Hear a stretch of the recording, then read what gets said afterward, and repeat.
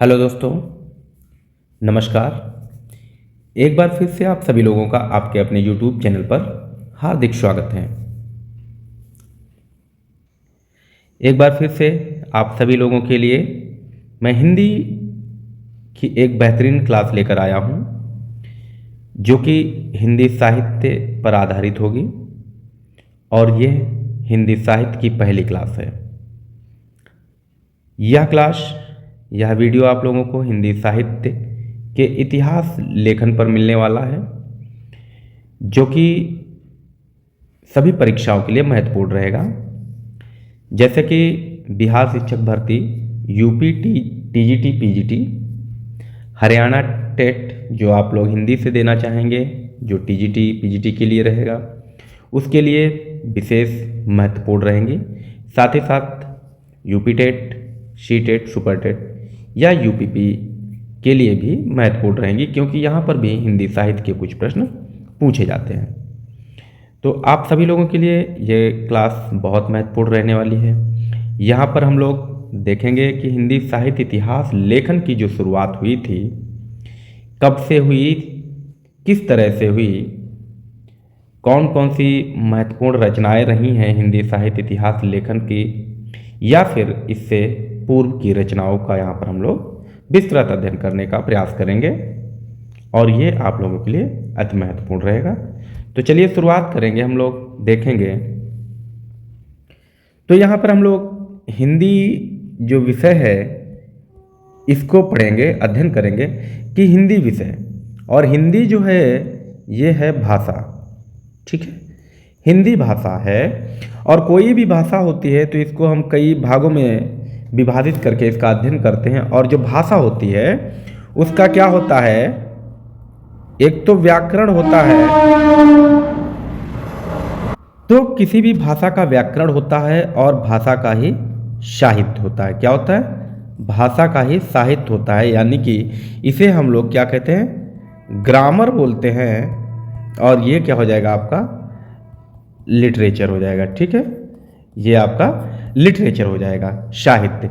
इसके साथ साथ अन्य भी चीज़ें आती हैं, भाषा का विकास, ठीक है, भाषा का विकास, जो कि भाषा में आप लोग हिंदी में जानते हैं, इसकी बोलियां वगैरह आ जाता है। और साथ ही साथ इसको हम लोग देखेंगे काव्य शास्त्र के आधार पर भी, इसको हम लोग देख लेंगे, काव्य शास्त्र। तो ये हो जाते हैं, लेकिन महत्वपूर्ण क्या रहेंगे, आप जानते हैं कि महत्वपूर्ण आप लोगों के लिए व्याकरण हो जाएगा और साहित्य हो जाएगा। तो आज का यह वीडियो आपको साहित्य पर मिलने वाला है, तो इसको हम लोग देखने का प्रयास करेंगे। तो जब हम लोग साहित्य पढ़ेंगे, क्या पढ़ेंगे, साहित्य पढ़ेंगे, तो यहाँ पर सबसे पहले हम लोग क्या देखेंगे, हिंदी साहित्य का इतिहास। तो हम यहाँ क्या जानने का प्रयास करेंगे, इसका इतिहास जानने का प्रयास करेंगे, ठीक है। यहीं से हमारी इसकी शुरुआत होगी। तो सबसे पहले अगर हम ये जान लें कि साहित्य क्या है, ठीक है, साहित्य क्या है, तो साहित्य की एक परिभाषा अगर जानने का प्रयास करेंगे आप लोग, तो होता है समभावे साहित्यम। क्या होता है? समभावे साहित्यम होता है, यानी कि इसका अर्थ होता है ऐसी रचना जो सभी के लिए समान भाव रखती हो, ठीक है, जो सबके लिए समान भाव रखती हो, उन्हें हम क्या कहेंगे, उसी को हम लोग साहित्य कहेंगे। और साहित्य केवल व केवल किसी भाषा का हो सकता है, ठीक है। साहित्य जो है वो केवल भाषा का ही होता है, ठीक है। ये आप याद रखेंगे कि भाषा का ही साहित्य हो सकता है, ठीक है। इसकी अन्य परिभाषाएं भी हैं। जैसे अन्य परिभाषाओं की बात करें तो बालकृष्ण भट्ट जी ने एक परिभाषा दी है। किसने दी है? बालकृष्ण भट्ट जी ने कहा है कि साहित्य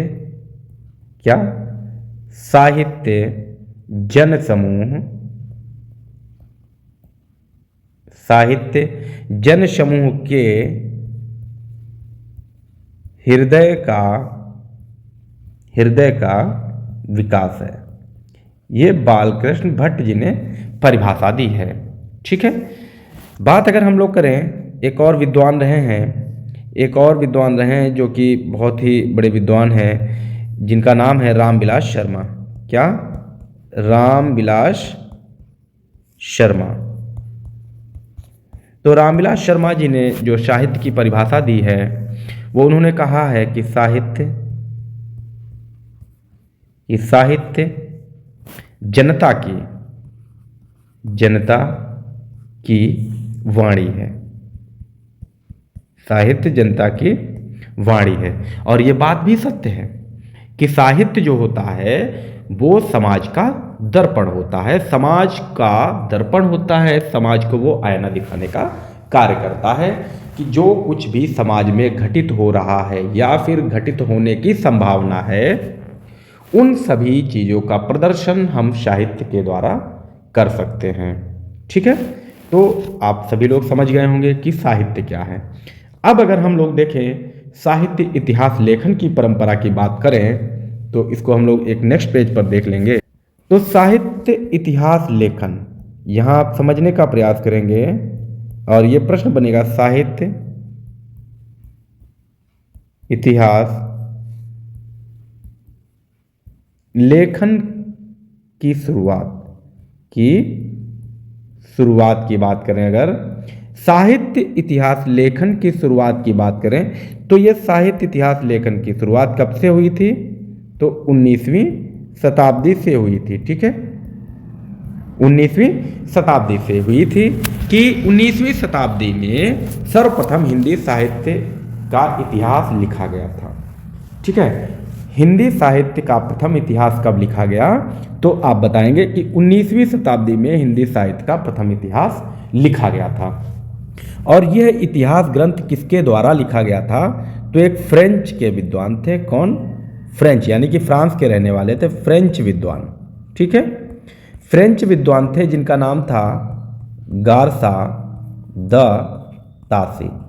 ठीक है, गारसा द तासी इनका नाम था, जिन्होंने, और ये विदेशी व्यक्ति थे, फ्रांस के रहने वाले थे, तो जाहिर बात है कि इन्हें फ्रेंच ही आती होगी। ठीक है, फ्रेंच ही आती होगी। तो ये फ्रेंच के विद्वान थे और इन्होंने ही सर्वप्रथम हिंदी साहित्य का इतिहास लिखा था। तो ये फ्रांस के रहने वाले थे, एक विदेशी थे। हमारे गर्व की बात यह है, गौरवपूर्ण बात थी कि किसी विदेशी व्यक्ति के द्वारा हमारे हिंदी साहित्य का इतिहास लिखा जा रहा था। लेकिन अफसोस इस बात का भी था कि हमारा ही हिंदी साहित्य किसी एक विदेशी के द्वारा लिखा जा रहा था, यानी कि हमारे यहाँ कोई ऐसा व्यक्ति नहीं था जो अपने साहित्य की बात करता। तो इन्होंने यह ग्रंथ लिखा और इस ग्रंथ का नाम था इस्तवार द लिटरेचर एंदुई ए हिंदुस्तानी। यह इनका ग्रंथ था और यह ग्रंथ इन्होंने 1839 ईस्वी में लिखा था। कब लिखा था? तो 1839 ईस्वी में लिखा था, यानी कि यही 19वीं शताब्दी में इनकी शुरुआत हुई थी। ठीक है, तो आपसे जब भी प्रश्न पूछा जाए कि हिंदी का प्रथम इतिहास ग्रंथ कब लिखा गया, तो 1839। क्या नाम था? इस्तवार द लिटरेचर एंदुई ए हिंदुस्तानी था। किसके द्वारा लिखा गया? तो फ्रेंच विद्वान थे, गारसा दासी। ठीक है, गारसा द तासी। और ये किस भाषा में था? तो फ्रेंच भाषा में ही लिखा गया था। किसमें? फ्रेंच भाषा में लिखा गया था। ठीक है, अब बात आती है कि जब 19वीं शताब्दी में लिखा गया, क्या इससे पहले कोई भी रचनाएं नहीं लिखी गईं? तो इससे पहले जो रचनाएं लिखी गई वो फुटकल रचनाएं थी, कोई भी स्वतंत्र रूप से अपने आप में इतिहास ग्रंथ नहीं था। तो यहाँ हम लोग कुछ रचनाओं को देखेंगे कि जैसे 84 बैसठवन की वार्ता गोकुलनाथ ने लिखी है, 200 बैसठवन की वार्ता गोकुलनाथ ने, भक्तमाल बहुत ही महत्वपूर्ण है रचना, 1586 ईस्वी में नावादास जी ने लिखी है। वहीं वल्लभ दिग्विजय यदुनाथ ने लिखी है। कविमाला 1712 विक्रम संवत हरिराय यानी कि तुलसीदास जी ने लिखी है। तुलसीदास नहीं, तुलसी ने लिखी है। वहीं कालिदास हजारा की बात करें, ये कालिदास त्रिवेदी द्वारा लिखा गया है। और अन्य भी आप ये सारणी देख लेंगे, अन्य महत्वपूर्ण रचनाएं जैसे काव्य निर्णय भिखारीदास जी का है, महत्वपूर्ण है। भक्त नामावली ध्रुवदास की है। ठीक है, मैं आपको महत्वपूर्ण बता रहा हूँ। और श्रृंगार संग्रह सरदार कवि और काव्य संग्रह महेश दत्त द्वारा लिखा गया। तो ये कुछ महत्वपूर्ण रचनाएं हैं जिनको आप लोग देखेंगे और याद करेंगे। तो ये हमारा फर्स्ट पार्ट हो चुका है। अगला वीडियो हम लोग कल लेकर आएंगे। जैसा भी आप लोग बताएंगे रिस्पांस देंगे बेहतर, और भी चीज़ें बेहतर पाने के लिए आप हमें फॉलो करें, कमेंट करें, शेयर करें और चैनल को सब्सक्राइब करें। मिलेंगे कल। Thanks for watching video.